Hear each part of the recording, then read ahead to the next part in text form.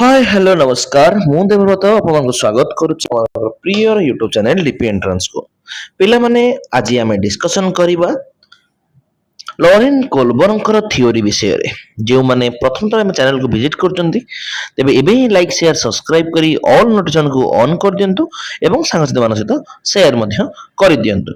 ଗତ କିଛି ଦିନ ମଧ୍ୟରେ ଆମେ ଯେଉଁ ଥିଓରି ସବୁ ଆଲୋଚନା କରିଛେ ତାହା ଯଦି ଆପଣ ନ ଦେଖିଛନ୍ତି ତାହା ପ୍ରଥମେ ଆସି ଆମକୁ ଦେଖି ଆସନ୍ତୁ, ତାପରେ ଆକୁ ଦେଖିବେ। ଠିକ ଅଛି। ତ ଏଇ ଯୋଉ କୋଲବର୍ଗ ନୁହଁ, ସେ ଗୋଟେ ଥିଓରି ଲେଖିଥିଲେ, ତା ନାଁ ହଉଛି କଣ, ମୋରାଲ ଡେଭଲପମେଣ୍ଟ ବା ନୈତିକ ବିକାଶ। ତାର କିଛିଟା ସ୍ତର ପର୍ଯ୍ୟନ୍ତ ଡିଟେଲ୍ସ ଥିଓରି ମୁଁ ଅଲରେଡି ଆପଣଙ୍କୁ କହିବି। ତା ପୂର୍ବରୁ ଆପଣ ଲକ୍ଷ୍ୟ କରିପାରୁଥିବେ ଏ ଡାଇଗ୍ରାମରେ ଗୋଟେ ହେଇନ୍ସ ଡିଲେମା ଲେଖା ହେଇଛି, ଆଉ ଗୋଟେ ଚିତ୍ର ଦେଇଛି, ଗୋଟେ ଏଇ ଚିତ୍ରଟା ଦେଇଛି, ଲାଇଫ ଚେଞ୍ଜିଂ ମେଡିସିନ ଦେଇଛି, ଗୋଟେ ପ୍ରିଜିଲ ଦେଇଛି, ଗୋଟେ ଜେଲ ଦେଇଛି। ଏ ଜିନିଷଟା କଣ କହିଲ, ତାପରେ ଗୋଟେ ଷ୍ଟୋରି ଥିଲା। ମୁଁ ସର୍ଟରେ କହୁଛି ଜିନିଷଟା କଣ କଣ ପାଇଁ ଇଏ ଯୋଉ ମୋରାଲ ଡେଭଲପମେଣ୍ଟ ଥିଓରିଟା ସେ ବାହାର କଲେ। ତ ଗୋଟେ ସହରରେ ହିଞ୍ଜ ନାମକ ଗୋଟେ ବ୍ୟକ୍ତି ରହୁଥିଲା। ତାଙ୍କ ସ୍ତ୍ରୀ ବହୁତ ଗୁରୁତ୍ୱ ରୋଗରେ ପୀଡ଼ିତ ଥିଲା। ଠିକ ଅଛି। ଜଣେ ଔଷଧ ଦୋକାନୀ ଗୋଟେ ନୂଆ ଔଷଧ ତିଆରି କରିଥିଲେ, ଯାହାକୁ ହେଇନ୍ସ ତାଙ୍କ ସ୍ତ୍ରୀଙ୍କ ଜୀବନକୁ ବଞ୍ଚେଇ ପାରିବା ପାଇଁ ବ୍ୟବହାର କଲେ। ତା ସ୍ତ୍ରୀ ଜୀବନ ବଞ୍ଚିଯିବ ବୋଲି ଜାଣିଲେ ସେ। ତାର ଦାମ ବହୁତ ଅଧିକା ଥିଲା। ଠିକ ଅଛି। ତ ଔଷଧର ଖର୍ଚ୍ଚକୁ ସେ ମେଣ୍ଟେନ କରିପାରିଲେନି। ତ ତାଙ୍କ ପାଇଁ ବହୁତ ଗରିବ ଥିଲେ ନା, ତ ବହୁତ କମ ଟଙ୍କା ଥିଲା। ତ ସିଏ କଣ କଲେ ନା, ଧାର କରଜ କଲେ, ମାନେ ଜମା କଲେ ବା କାହାଠୁ କଲେକ୍ସନ କଲେ। ତଥାପି ବି ମାତ୍ର ଅଧା ରେଟ୍ କରିକି ପାଇଲେ କାହାର, ସେ ଔଷଧର। ସେ ଦାଇଁ କହିଲେ, ସେ ଦୋକାନୀ କି କହିଲେ, ଦୟାକରି କମ ଦାମରେ ଔଷଧ ଟିକେ ଦିଅନ୍ତୁ, ବାକି ଟଙ୍କା ମୁଁ ପରେ ଦେଇଦେବି, ମୋ ସ୍ତ୍ରୀ ଜୀବନ ଟିକେ ବଞ୍ଚେଇବାକୁ ପଡିବ। କିନ୍ତୁ ଔଷଧ ବିକ୍ରେତା ମନା କରିଦେଲା, କହିଲା ନା ନା ନା, ମୁଁ ଏ ଔଷଧ ଲାଭ କରିବାକୁ ଚାହୁଁଛି, ତ ମୁଁ ଦେଇଦେବି କେମିତିଆ, ସେମିତି ଦେଇପାରିବନି। ତ ଶେଷରେ ଏଇ କଠିନ ପରିସ୍ଥିତିରେ ପଡିଗଲେ ଯେ କହିଲେ କି ମୁଁ ମୋ ସ୍ତ୍ରୀର ଜୀବନ ବଞ୍ଚିବା ପାଇଁ ଔଷଧଟି ଚୋରି କରିଦେବି କି? ନା ନା ନା, ଏଇଟା ଆଇନ ମାନେ ଚୋରି କରିବି ନାହିଁ ପିଲାମାନେ। ଠିକ ଅଛି। ତ ଏଠି ହିଁ ହେଇନ୍ସ ଡିଲେମା ଶେଷ ହେଲା ପିଲାମାନେ, ଯୋଉଠି କି କୋଲବର୍ଗ ତାହା ଉତ୍ତର ଦେଇନଥିଲେ, ବରଂ ସେ ପଚାରୁଥିଲେ ଯେ ହେଇନ୍ସ କଣ କରିବା ଉଚିତ ଓ କାହିଁକି। ଲୋକମାନେ କେଉଁ ଉତ୍ତର ଦେଇଛନ୍ତି ଏବଂ କେଉଁ କାରଣ ଦେଇଛନ୍ତି, ସେହି ଆଧାରରେ କୋଲବର୍ଗ ତାଙ୍କର ମୋରାଲ ଡେଭଲପମେଣ୍ଟ ବା ନୈତିକ ଶିକ୍ଷାର ସ୍ତର, ଯୋଉ 6ଟି ସ୍ତର ରହିଛି, ସେ ବିଷୟରେ ସିଏ ଆଲୋଚନା କରିଥିଲେ। ତାର କଣ ଶିଖିଲେ, ଏଇ ସମ୍ପୂର୍ଣ୍ଣ କୋଉଟା ଠିକ କୋଉଟା ଭୁଲ ତାହା ଉତ୍ତର ନୁହେଁ ପିଲାମାନେ, ବରଂ ନିଷ୍ପତ୍ତି ପଛରେ ତା ଯୁକ୍ତିଯୁକ୍ତ ହିଁ ସବୁଠାରେ ଗୁରୁତ୍ୱପୂର୍ଣ୍ଣ ବୋଲି ସିଏ ଗୁରୁତ୍ୱପୂର୍ଣ୍ଣ ଭୂମିକା ଦେଇଥିଲେ। ଠିକ ଅଛି। ଆସନ୍ତୁ ଆଗେଇ ଯିବା ଥିଓରି କି। ତାପରେ ଗୋଟେ ଲାଇକ୍ ସେୟାର ସବସ୍କ୍ରାଇବ କରି ଅଲ୍ ନୋଟିଫିକେସନକୁ ଅନ୍ କରିଦିଅନ୍ତୁ ଏବଂ ସାଙ୍ଗସାଥୀମାନଙ୍କ ସହିତ ସେୟାର ମଧ୍ୟ କରିଦିଅନ୍ତୁ। ଠିକ ଅଛି। ଠିକ ଅଛି। କୋଲବର୍ଗ's ମୋରାଲ ଡେଭଲପମେଣ୍ଟ।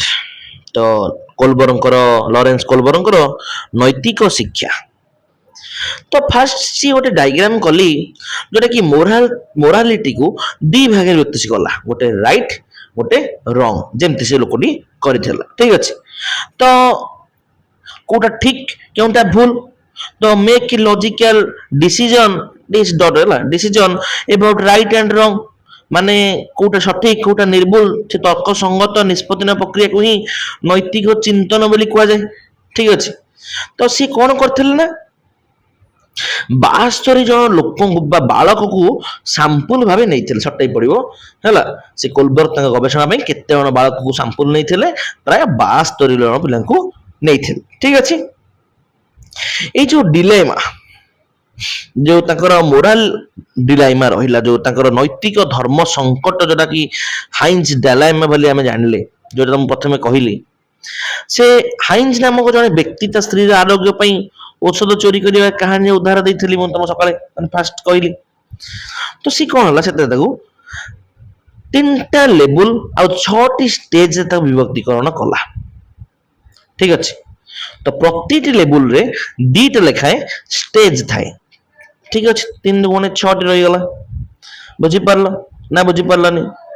ତ ନେକ୍ସଟ ଦେଖିବା କଣ ହେଇଛି, ଯୋଉ 3 ଲେବୁଲ ଅଫ ମୋରାଲିଟି। ତା 3ଟା ଲେବୁଲ ପିଲାମାନେ କଣ, ଗୋଟେ ପ୍ରି କନଭେନସନାଲ, ଗୋଟେ କନଭେନସନାଲ, ଗୋଟେ ପୋଷ୍ଟ କନଭେନସନାଲ। ଠିକ ଅଛି। ଏବେ ଦେଖିବା ଯୋଉ ପ୍ରି କନଭେନସନାଲ, ସେଟା ପିଲାମାନେ କଣ, ସେ ଗୋଟେ ପ୍ରାକ୍ ପାରମ୍ପରିକ ସ୍ତର ଅଟେ, ଯୋଉଟା କି ଗୋଟେ ପ୍ରାଥମିକ ସ୍କୁଲର ପିଲାଙ୍କର, ଯାହାର ଏଜ କେତେରୁ କେତେ, 0 ରୁ 10 ବର୍ଷ ପିଲାମାନଙ୍କ ଭିତରେ ଦେଖାଯାଏ। ଠିକ ଅଛି। ତ କନଭେନସନାଲ ଓଡିଆ କହିଲେ କଣ, ପାରମ୍ପରିକ ସ୍ତର। ଆଉ ପୋଷ୍ଟ କନଭେନସନାଲ କହିଲେ କଣ ଉତ୍ତର ପାରମ୍ପରିକ ସ୍ତର। ବର୍ତ୍ତମାନ ଦେଖିବା କଣ ନା ପ୍ରି କନଭେନସନାଲ ଷ୍ଟେଜ, ଯୋଉଟା ସେ କଣ କହିଲା ଏକ୍ସଟର୍ନାଲି ଏମ୍ପୋଜ୍ଡ।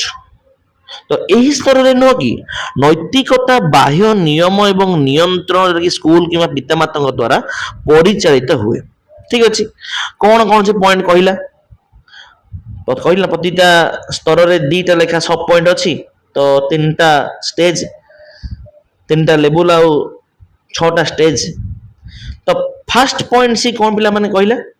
ଲେବୁଲ 1 ର ଆଇ ପଏଣ୍ଟ ପନିଶମେଣ୍ଟ ଆଣ୍ଡ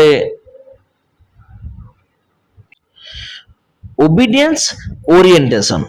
ୟା ମାନେ କଣ? ଯୋଉଠି ପୁରସ୍କାର ଓ ଦଣ୍ଡ କହିଲା, ମାନେ ଗୋଟେ ଆଜ୍ଞା ପାଳନ କରିବେ ଦଣ୍ଡରୁ ମୁକ୍ତ ପାଇବେ ଲେଖା ହେଇଛି। କଣ କହିଲା କହିଲେ ସେ?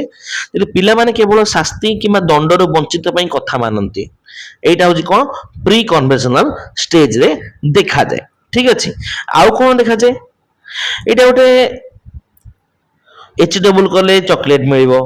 ଠିକ ଅଛି, ତ ପିଲାମାନେ ନିଜ ଭିତରେ ସାପ କାମୁଡ଼ିଲେ ସେ ନିଜ ପେନସିଲ ଭାଙ୍ଗିଦେବ, ମାନେ ଗୋଟେ ମନରେ ଯୋଉ ଭୟ ହଉ। ଠିକ ଅଛି, ସେଟା କଣ କହିଲା କହିଲ? ଗୋଟେ ଇଣ୍ଡିଭିଜୁଆଲିଜିମ ଆସିଲା, ଗୋଟେ ଟିଟ୍ ଫର ଟ୍ୟାଟ୍, ଜେସା କୁ ତେସା। ତ ଯାହା କଲେ ତା କଣ ଫାଇଦା ହେବ ପିଲାମାନେ ସେଭଳି ଲକ୍ଷ୍ୟ କରନ୍ତି। ମାନେ ଗୋଟେ ଜିନିଷ ସେ କାମ କରିବେ, ସେଥିରେ ଫଳ ସେ କଣ ପାଇବ। ଠିକ ଅଛି, ଗୋଟେ ସେଲ୍ଫ ଇଣ୍ଟରେଷ୍ଟ ଆସେ। ଠିକ ଅଛି, କି you do for this for me and I will do this for that for you. ঠিক আছে, ସ୍ୱାର୍ଥପରତା ନୈତିକତା ବୋଲି କୁହାଗଲା ଆକୁ। ତୁ ମୋ ପାଇଁ ଏଇଟା କରିଦେ, ମୁଁ ତୋ ପାଇଁ ସେଇଟା କରିଦେବି। ଠିକ ଅଛି ନା, ବୁଝିପାରିଲାନି? ଇଏ ହଉଛି ତାର କଣ ପ୍ରି କନଭେନସନାଲ ଷ୍ଟେଜରେ ଆସିଥାଏ। ଆଉ କନଭେନସନାଲ ଷ୍ଟେଜରେ କଣ ଆସିଥାଏ ପିଲାମାନେ? ପାରମ୍ପରିକ ସ୍ତରରେ ଗୋଟେ ଗୁଡ ବୟ ନାଇସ୍ ଗାର୍ଲ ଓରିଏଣ୍ଟେସନ ଆସିଥାଏ। ଏଇଟା ସତେଇ ବାରମ୍ବାର ରିପିଟେଡ ଆସେ ପିଲାମାନେ। ଗୁଡ ବୟ ନାଇସ୍ ଗାର୍ଲ ଓରିଏଣ୍ଟେସନ ବା ଭଲ ପୁଅ ଭଲ ଝିଅ। ଠିକ ଅଛି, ଅନ୍ୟ ଆଗରେ ନିଜକୁ ଅତି ପ୍ରିୟ ମନେ କରିବା ପାଇଁ ଏଇଟା ପିଲାମାନେ କରାଯାଏ। ସମାଜକୁ ରୁଲକୁ ମାନିବାକୁ ସେ ସମୟରେ ପଡିଥାଏ। ଅନ୍ୟ ଆଗରେ ନିଜ ଇଚ୍ଛାକୁ ମାନେ ମନେଇବାକୁ ପଡିଥାଏ। ମାନେ ଯେମିତି ସମାଜ ପରିବାର ଆଗରେ ତା ପ୍ରଶଂସା ପାଇବ, ଭଲ ପୁଅ ଭଲ ଝିଅର ଆଖ୍ୟା ପାଇବ, ସେଇଭଳି କାମ କରନ୍ତି କୋଉ ଷ୍ଟେଜରେ? ଏଇ କନଭେନସନାଲ ଷ୍ଟେଜରେ। ଠିକ ଅଛି, ଆଉ ସେ ସେମାନେ କଣ କରିଥାନ୍ତି? ତାଙ୍କର ଗୋଟେ ଲିଗାଲ ଓରିଏଣ୍ଟେସନ ଆସିଥାଏ, ଯେଟା ଲ ଆଣ୍ଡ ଅର୍ଡର ଷ୍ଟେଜ ବୋଲି କୁହାଯାଏ। ତ ଏଇଟା ପିଲାମାନେ କଣ?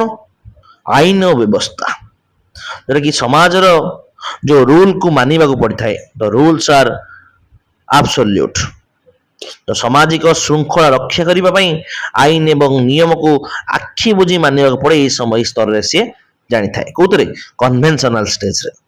ତ ନେକ୍ସଟ ଦେଖିବ କଣ? ପୋଷ୍ଟ କନଭେନସନାଲ। ପୋଷ୍ଟ କନଭେନସନାଲ କହିଲେ କଣ? ଯୋଉଟା କି ସେ କଣ କହିଲା? Social contract orientation. ତ ସାମାଜିକ ଚୁକ୍ତି ଯାହାକୁ କୁହାଯାଏ, ଯୋଉ ଯଦି କୌଣସି ନିୟମ ମାନବ ସେବା ବା କାହା ଜୀବନ ବଞ୍ଚିବାରେ ବାଧା ସୃଷ୍ଟି କରେ, ତେବେ ସେ ନିୟମକୁ ବଦଳେଇ ଦିଆଯାଇପାରେ। ଠିକ ଅଛି, ତ ଏଇଟା ହିଁ ହଉଛି କଣ ନା ସୋସିଆଲ କଣ୍ଟ୍ରାକ୍ଟ ଓରିଏଣ୍ଟେସନ। ତ ଆଉ କଣ ପଏଣ୍ଟ ସବ ପଏଣ୍ଟ ରହିଲା? ୟୁନିଭର୍ସାଲ ଏଥିକାଲ ପ୍ରିନ୍ସିପଲ୍ସ ବା ସାର୍ବଜନୀନ ନୈତିକ ନିୟମ। ସେଇଟା ପିଲାମାନେ କଣ? ଯାହାକି ବହୁତ ଖରାପ, ତା ପାଇଁ ଆମେ ଠିଆ ହେବା ପାଇଁ ତା ମଧ୍ୟରେ କଣ ଦେଇଛି କହିଲୁ? ୟା ମାନେ କଣ କହିଲ?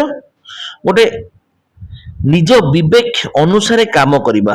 ଏଥିପାଇଁ ସ୍ଵାଧୀନତା ସଂଗ୍ରାମୀ ଯେମିତି ମହାତ୍ମା ଗାନ୍ଧୀ, ନେତାଜୀ ନିଜ ଜୀବନ ମଧ୍ୟ ବାଜି ଲଗେଇ ଦେଇଥିଲେ। ଠିକ ଅଛି, ଏଇଭଳିଆ ଜିନିଷ କରି ୟୁନିଭର୍ସାଲ ଏଥିକାଲ ପ୍ରିନ୍ସିପଲ ବୋଲି କହନ୍ତି। ତାର କିଛିଟା କ୍ରିଟିସିଜିମ ମଧ୍ୟ କହିଛନ୍ତି ପିଲାମାନେ। ତ କଣ କ୍ରିଟିସିଜିମ ଅଛି? ତ ଗୋଟେ ଲୋକ ଥିଲା, ତା ନାଁ ହଉଛି କ୍ୟାରୋଲ ଗିଲିଗାନ। ସେମାନେ ଫିମେଲ ଥିଲେ ହେଲା। ତ ସିଏ କଣ କଲେ ନା, ଏଇ ଯୋଉ କୋଲବରଙ୍କ ତତ୍ତ୍ୱକୁ ସମାଲୋଚନା କରିଥିଲେ। ଗୋଟେ ଜେଣ୍ଡର ବାୟସ ବୋଲି କହିଥିଲେ। କାହିଁକି?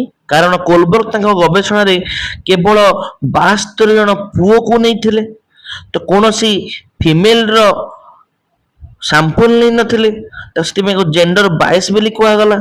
ଠିକ ଅଛି, ଆଉ ସେ କଣ କହିଲେ? ତ moral reasoning versus moral behaviour. ତ ଯୋଉଟା କି ଗୋଟେ certain norms, values and rules are known as morality। ମାନେ ନୈତିକ ଚିନ୍ତନ ଆଉ ତାର ଯୋଉ ବାସ୍ତବ ବ୍ୟବହାର ମଧ୍ୟରେ ଯୋଉ ଫରକ ଥାଏ ସେ ଏଠି ସିଏ ବର୍ଣ୍ଣନା କରିଥିଲେ। ଠିକ ଅଛି, ତ ନୋଟ୍ ସରିଗଲା। ବର୍ତ୍ତମାନ କିଛି କୋଶ୍ଚିନ୍ଟା ଅଛି ତାକୁ ଆଲୋଚନା କରିବା। ତା ପୂର୍ବରୁ ଲାଇକ୍ ସେୟାର ସବସ୍କ୍ରାଇବ କରି ଅଲ୍ ନୋଟିଫିକେସନକୁ ଅନ୍ କରିଦିଅନ୍ତୁ। ଠିକ ଅଛି, କୋଲବର୍ଗଙ୍କ ମୋରାଲ ଡେଭଲପମେଣ୍ଟ ଥିଓରି ଉପରେ 30ଟା ସିଲେକ୍ସନ ଏମସିକ୍ୟୁ ଆମେ ବର୍ତ୍ତମାନ ଡିସ୍କସନ କରିବା। କଣ ଦେଇଛି ଫାର୍ଷ୍ଟ କ୍ୱେଶ୍ଚନ ଦେଖିବା। ନୈତିକ ବିକାଶ ତତ୍ତ୍ୱ ଥିଓରି ଅଫ ମୋରାଲ ଡେଭଲପମେଣ୍ଟର ଜନକ କିଏ? କିଏ ଥିଲେ? ଲରେନ୍ସ କୋଲବର୍ଗ, ଯିଏ ହିଁ ପ୍ରଥମେ ଶିଶୁମାନଙ୍କର ନୈତିକ ବିକାଶ ଉପରେ ପ୍ରସିଦ୍ଧ ଗବେଷଣା କରିଥିଲେ ପିଲାମାନେ, ଯିଏକି ଲେବଲ ଆଉ ଷ୍ଟେଜ ଥିଓରି ମଧ୍ୟ କୁହାଯାଏ ୟାକୁ। ଜିନ୍ ପିଆଜେ ପିଲାମାନେ କଣ ଥିଲେ? ଜ୍ଞାନାତ୍ମକ ବିକାଶର ଥିଲେ, କଗ୍ନିଟିଭ ଡେଭଲପମେଣ୍ଟର ଜନକ ଥିଲେ। ଭାଇଗୋଟ୍ସକି କଣ କୁହାଯାଏ? Socio cultural theory. ବିଏଫ ସ୍କିନର ପିଲାମାନେ କଣ? ଅପାରେଣ୍ଟ କଣ୍ଡିସନିଂ। କାଲି ଏଇଟା କରିବା ହେଲା। ତ option number B is the right answer. ଠିକ ଅଛି, କୋଲବର୍ଗଙ୍କ ତତ୍ତ୍ୱରେ ମୋଟ କେତୋଟି ସ୍ତର ରହିଛି? ମୋଟ 3ଟା ସ୍ତର ରହିଛି ପିଲାମାନେ, ପ୍ରି କନଭେନସନାଲ, କନଭେନସନାଲ ଆଉ ପୋଷ୍ଟ କନଭେନସନାଲ। ତ option number she is the right answer. Next ଯିବା 3 ନମ୍ବରକୁ। କୋଲବର୍ଗଙ୍କ ତତ୍ତ୍ୱରେ ମୋଟ କେତୋଟି ପର୍ଯ୍ୟାୟ ଅଛି? 6ଟି ପିଲାମାନେ ଅଛି। ତ କହିଥିଲି ତମକୁ ପ୍ରତିଟି ଲେବୁଲରେ 2ଟି ଲେଖାଏଁ ଷ୍ଟେଜ ଅଛି, ତେଣୁ 3 × 6ଟି ଷ୍ଟେଜ ଅଛି ପିଲାମାନେ। ଠିକ ଅଛି, ତ option number B is the right answer। ତ କୋଲବର୍ଗ ତାଙ୍କ ଗବେଷଣାରେ କେତେ ଜଣ ବାଳକକୁ ସାମ୍ପୁଲ ଭାବେ ଗ୍ରହଣ କରିଥିଲେ? କୋଲବର୍ଗ ତାଙ୍କ ପାରମ୍ପରିକ ଗବେଷଣାରେ 10 ରୁ 16 ବର୍ଷ ବୟସର ପ୍ରାୟ 72 ଜଣ ବାଳକକୁ, ବା ଯୋଉଟା କି ଆମେରିକାନ ବୟସୀ ଥିଲେ, ତାକୁ ଗବେଷଣା ଭାବେ ନେଇଥିଲେ ପିଲାମାନେ। Option number she is the right answer. Next ଯିବା 5 ନମ୍ବର, ଦେଖିବା କଣ ଦେଇଛି। ହେଞ୍ଜ ଡିଲେମା କେଉଁ ବିକାଶ ସହିତ ଜଡ଼ିତ ଅଟେ? ହେଞ୍ଜ ନାମକ ଜଣେ ବ୍ୟକ୍ତି ନିଜର ରୋଗିଣା ସ୍ତ୍ରୀର ଜୀବନ ବଞ୍ଚାଇବା ପାଇଁ ଔଷଧ ଚୋରି କରିବା ଉଚିତ କି ନୁହେଁ, ଏହିଭଳି ତାର ଯୋଉ ନୈତିକ ଧର୍ମ ସଙ୍କଟ, ଯାହାକି ମୋରାଲ ଡିଲେମା ବୋଲି କହିଥିଲେ କୋଲବର୍ଗ, ତାଙ୍କୁ ବ୍ୟବହାର କରିଥିଲେ ପିଲାମାନେ। ଠିକ ଅଛି, ତ ନୈତିକ ବିକାଶ ବୋଲି ତାକୁ କୁହାଗଲା। Option number she is the right answer.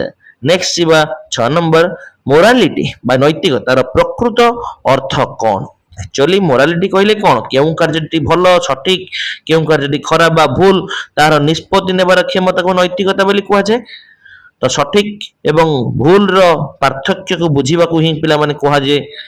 ଠିକ ଅଛି, ତ option number B is the right answer। କେବଳ ପାଠ ପଢିବାଟାକୁ ପିଲାମାନେ କଗ୍ନିଟିଭ ଫ୍ୟାକ୍ଟର ବୋଲି କହିବା, ସମସ୍ତ ସହିତ ଖେଳିବାଟା ହଉଛି ସୋସିଆଲ ଫ୍ୟାକ୍ଟର ବୁଝିବା, ବଡମାନଙ୍କୁ ସମ୍ମାନ ଦେବାଟା ଏଇଟା ନୈତିକ ବିକାଶର ଗୋଟେ ଛୋଟ ଅଂଶ ପିଲାମାନେ, କିନ୍ତୁ ସମ୍ପୂର୍ଣ୍ଣ ସଂଜ୍ଞା ତ ହବନି ଏଇଟା। ଠିକ ଅଛି, ତ ଅପସନ ନମ୍ବର B ହିଁ ହବ। ନେକ୍ସଟ 7 ନମ୍ବର ଦେଖିବା କଣ ଦେଇଛି। ପ୍ରାକ୍ ପାରମ୍ପରିକ ସ୍ତର ବା ପ୍ରି କନଭେନସନାଲ ଲେବୁଲର ବୟସ ସୀମା ପିଲାମାନେ କେତେ? 0 ରୁ 10 ବର୍ଷ ପିଲାମାନେ।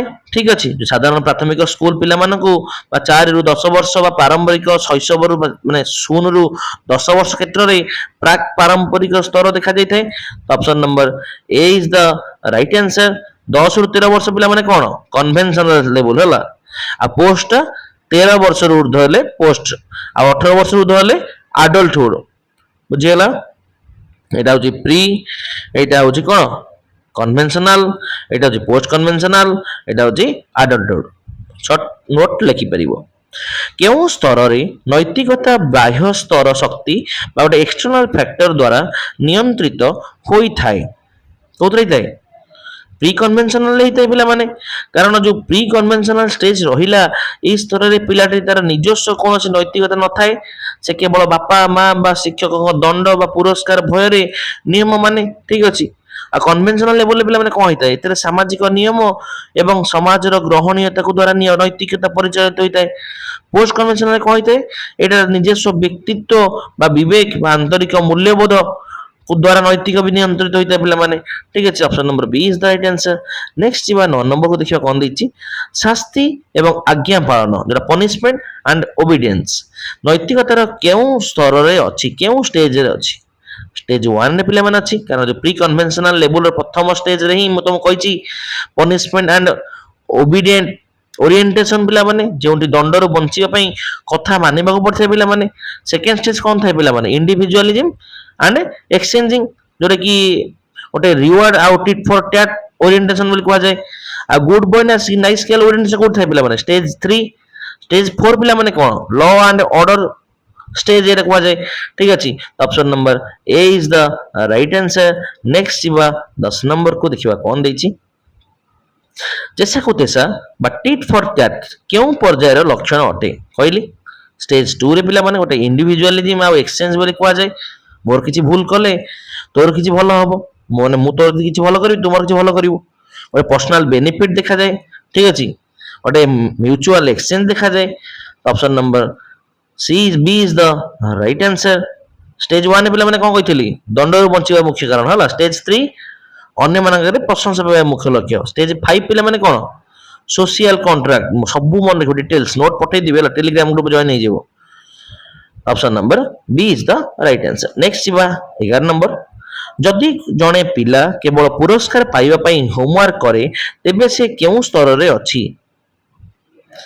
प्री कन्वेंशनल स्टेज रे अछि स्टेज 2 रे पिला माने अछि काम कले फायदा बा पुरस्कार मिलिबो सेटा तार मुख्य कथा पिला माने ठीक अछि कन्वेंशनल स्टेज केन कोन होवे सामाजिक प्रशंसा बा नियम माने को मुख्य पिला माने पोस्ट कन्वेंशनल तो एठी आत्मसंतोष थाय पिला माने आदर्श मुख्य एठी रहइबो आ फॉर्मल लेवल टा होची एटा पियाजे को कन्वेंशनल लेवल रो कोल बरंग रो नुह ठीक अछि option number A is the right answer भलो पुओ भलो झियो बा good boy nice girl orientation केमु स्टेज रे आस्ताय कैसे नले तीन थर मटी स्टेज 3 रे पिला माने आस्ताय option number B is the right answer next जीवा 13 नंबर को अन्य मानक आगरे निजर भलो भूल सॉरी निजको भलो बोली कहिबा को चेष्टा करिबा केउ लेवल रे थाय पिला माने एटा कन्वेंशनल रे आस्ताय स्टेज 3 रे आस्ताय जो तरह से समाज एवं परिवार रो स्वीकृति जो सोशल अप्रूवल पाई चेष्टा करथाय पिला माने ठीक अछि तो option number B is the right answer next सिवा 14 नंबर आईन और व्यवस्था लॉ ऑफ ऑर्डर को आखि बुझी मानिबा क्यों पर्याय थाय पिला माने कहिथिले तुमको सोशल मेंटेनिंग स्टेज जाको कहा जाय जति समाज रे शांति श्रृंखला रक्षा करिया पई नियम और आईन को मानिबा को पड़िबो विश्वास आसी करे एटा स्टेज 4 रे अछि option number C is the right answer next सिवा 15 नंबर देखिबा कोन देछि कोलबर्न को अनुसार केउ स्तर रे रूल्स एंड एब्सोल्यूट बोली धरा जाए एटा स्टेज 4 रे पिला मन अछि कन्वेंशनल स्टेज रो जोटी की आईन बा नियम को एब्सोल्यूट बा संपूर्ण बा अपरिवर्तनीय धरा जाय पिला माने option number B is the right answer ठीक अछि प्री कन्वेंशनल पिला माने कोन एठी नियम कोन बुझिबा क्षमतापूर्ण विकास तई आसनता पिला माने पोस्ट कन्वेंशनल रे एठी नियमटा पिला माने फ्लेक्सिबल कहते नमनीय बोली कहते परिवर्तनशील पिला माने सेटा बुझंती सामाजिक चुक्ति सोशल कॉन्ट्रैक्ट अनुसार नैतिकता केउ स्तर रे आस्थाय पोस्ट कन्वेंशनल स्टेज पिला माने आस्थाय जोटा कि पोस्ट कन्वेंशनल रो स्टेज 5 प्रथम पर्याय रे आस्थाय पिला माने जोटी social contract and individual rights ऊपर गुरुत्व दिया जाय पिला माने ठीक अछि तो option number C is the right answer 7 number देखिया कोन दैछि कि जदि कोनोसी नियम समाज पई क्षतिकार तेबे ताहाको बदल दे परिबो एटा पिला माने केउ स्टेज स्टेज 5 पिला माने सोशल कॉन्ट्रैक्ट जोटी लोक माने बुझंती जे आईन होची मनुष्यर कल्याण पई तयारी पिला माने जोठी आईन कहार अधिकार छड़ै दउची तेबे तार सामाजिक निष्पत्ति सम्मति ताहा मध्ये बदल दे जाई परिबो स्टेज 4 रे किंतु कदबी बदल जे भांगी परिबो नाही बोली बुझितला सी ठीक अछि स्टेज 5 रे बुझि पाइला सी परिवर्तन हो पारिबो फ्लेक्सिबल अटे सेटा option number B is the right answer next सिवा 18 नंबर नैतिक विकास रो सर्वोच्च पर्याय जेटा कि हाईएस्ट स्टेज केउटी पिला माने ओटे universal ethical principle last stage पिला माने स्टेज 6 जोटी कोलबर्न को तत्व सबुठारु शेष आ उच्चतम पर्याय जोटी कि मानव सेवा एवं न्याय ही सबुठारु बड़ नैतिकता बोली से बुझे option number B is the right answer Mahatma Gandhi बा नेल्सन मांडेला भली महान पुरुष माने केमु स्टेज रे अंतर्भुक्त पिला माने सेही स्टेज 6 रे पिला माने जोटी जे निज जीवन को मध्य बाजी लगे सर्व जनन मचरी सर्व सब लोक मानकर न्याय एवं ମାନବିକ ଅଧିକାର ଉପରେ ସେ ଲଢିଥିଲେ ଯାହା ଗୋଟେ ଷ୍ଟେଜ 6 ରେ କହିଲା ୟୁନିଭର୍ସାଲ ଏଥିକ୍ସ ବୋଲି ସେ କହିଲା। ଠିକ ଅଛି, option number she is the right answer. Stage 3 କିମ୍ବା ଷ୍ଟେଜ 2 ରେ ପିଲାମାନେ ବ୍ୟକ୍ତିଗତ ଫାଇଦା ପ୍ରଶଂସା ପାଆନ୍ତି ସେମାନେ। 20 ନମ୍ବର ଦେଖିବା, ନିଜ ବିବେକ ବା କନସାଇନ୍ସ ଅନୁସାରେ ନିଷ୍ପତ୍ତି ନେବା କେଉଁ ପର୍ଯ୍ୟାୟର ବିଶେଷତ୍ୱ ଅଟେ? ଷ୍ଟେଜ 6 ରେ ଆକ୍ଚୁଆଲି ବ୍ୟକ୍ତି ସମାଜ ଏବଂ ପଲିସିର ଆଇନ ଅପେକ୍ଷା ନିଜର ଯୋଉ ଇନର କନସାଇନ୍ସ ଯାକୁ ଅନ୍ତରୀଣ ବିବେକ ବୋଲି କୁହାଯାଏ ତାହା ସବୁଠାରୁ ବଡ ଆଇନ ବୋଲି ସେ ମାନିଥାଏ ପିଲାମାନେ। ଠିକ ଅଛି, option number B is the right answer. Next ଯିବା 21 ନମ୍ବର, କୋଲବର୍ଗଙ୍କ ତତ୍ତ୍ୱକୁ କିଏ ସମାଲୋଚନା କରିଥିଲେ? ଜଣେ ଝିଅ କରିଥିଲେ ଯିଏ କି କୋଲବର୍ଗଙ୍କର ହିଁ ଛାତ୍ରୀ ଥିଲେ। ଠିକ ଅଛି, ଏଇ ତତ୍ତ୍ୱଟା ସବୁଠାରୁ ବଡ ସମାଲୋଚନା ସେ ହିଁ ଥିଲେ। କିଏ? Carol Gilligan. Option number B is the right answer. ठीक अच्छे, स्किनर हूँ कि पियाजे हूँ कि बांदुरा हूँ एमाने समालोचना कर पियाजे तो तत्व आधार कर कोलबर्ग तत्व ही तैयारी पिला माने। 22 नंबर, कैरोल गिलिगन केउ आधार रे एही तत्व को समालोचना करथिले? से कौन कहते कोलबर्ग 72 जन सैंपल नहीं काहाकू पुओ को नहीं पिला माने झील को नहीं नथिले तो तांकू ही से नहीं 72 झील बा महिला को सामिल कर नथबारु से कौन कले तांको नहीं कि पिला माने को अपील कर देले जे तांका तत्वटा भूल पिला माने। ठीक अछि, option number C is the right answer. कौन?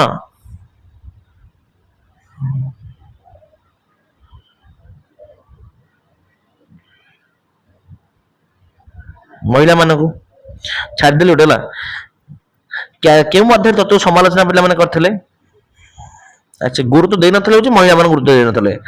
समालोचना कहा पर करथिले? Gender bias. एको कोन कोआ गला?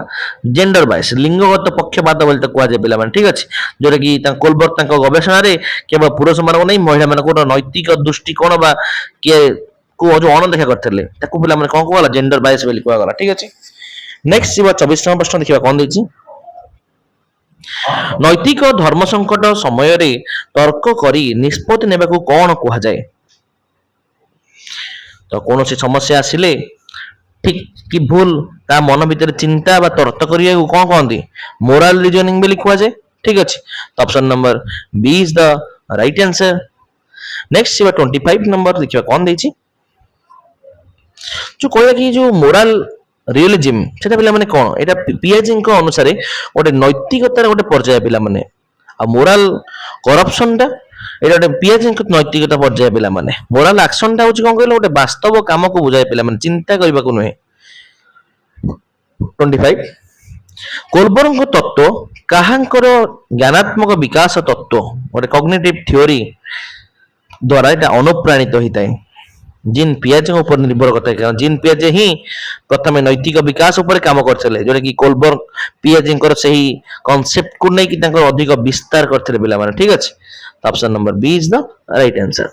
नेक्स्ट 26 हाइंस डायलेमा रे हाइंस को केउ समस्या रो सम्मुखीन होबा को पड़िथिला?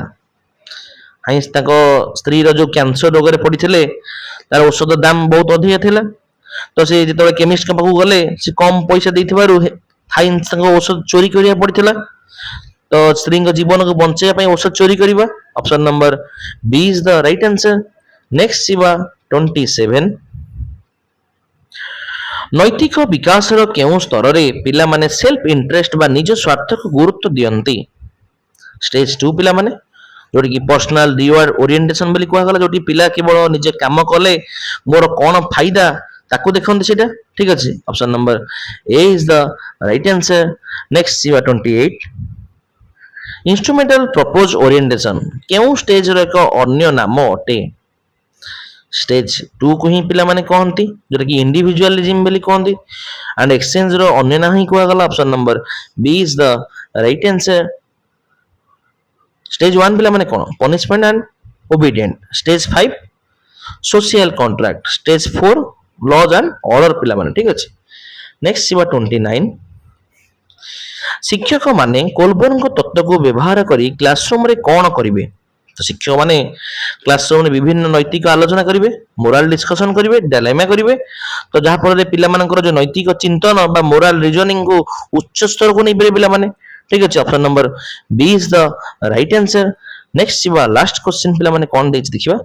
କୋଲବର୍ଗଙ୍କ ଅନୁସାରେ ନୈତିକ ବିକାଶ କେଉଁ ପ୍ରକାର ପ୍ରକ୍ରିୟା ଅଟେ? ତ କୋଲବର୍ଗ ଆକ୍ଚୁଆଲି ମାନୁଥିଲେ ଯେ ନୈତିକତା କେବଳ ଗୋଟେ ଘୋଷିବା ବା ବାରମ୍ବାର ଅଭ୍ୟାସ କରିବା ପିଲାମାନେ ନୁହେଁ, ବରଂ ଗୋଟେ ମସ୍ତିଷ୍କର ଚିନ୍ତନ, ତର୍କ ଏବଂ ବୁଦ୍ଧି, ଯାହାକୁ କଗ୍ନିଟିଭ ମ୍ୟାଚୁରିଟି ଉପରେ ଆଧାରିତ ପିଲାମାନେ, ଗୋଟେ କଗ୍ନିଟିଭ ପ୍ରୋସେସ, ଏଟା ଜ୍ଞାନାତ୍ମକ ପ୍ରକ୍ରିୟା ଅଟେ ପିଲାମାନେ। Option number B is the right answer.